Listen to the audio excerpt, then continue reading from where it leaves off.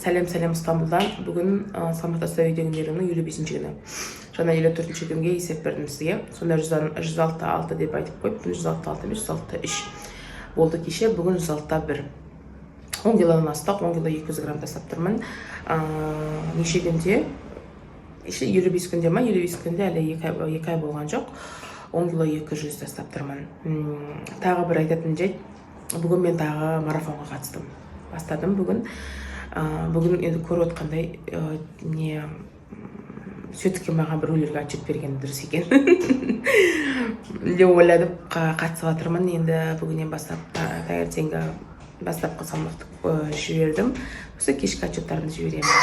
Сонымен бірге болыңыздар. Бүгінгі ас мәзірімді қараңыздар. Күндеріңіз жақсы өтсін.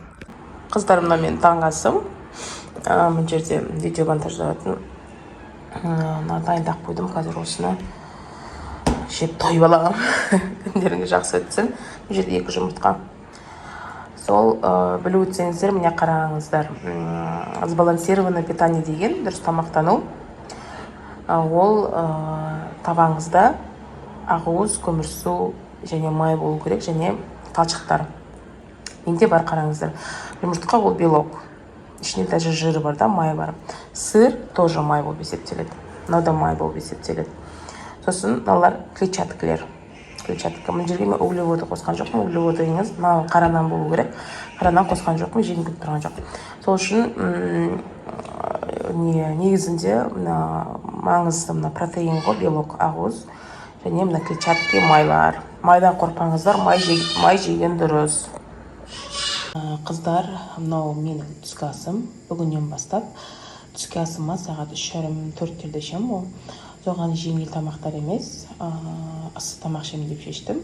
Кешке керісінше қарбыз немесе кефир жеймін деп бүгін сондай шешім қабылдадым. Мына өткендегідей сорпа, ет, картошка, морковь, йогурт араласқан сорпа болып есептеледі. Осыны қазір ішіп аламын. Сағат 4 болып қалды, примерно 3:40 каскарин. Сағат 3:40 екен. Соны қазір ішіп алайын деп тұрмын. Сосын кешке жеттерде қарным ашса, қарбыз немесе кефир ішіп аламын.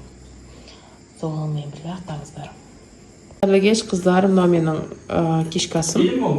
Қарбыз және қауын. Осыны жеп аламын қазір кешкі асқа. Сонымен болып жатамын. Қарағандарыңызға рахмет.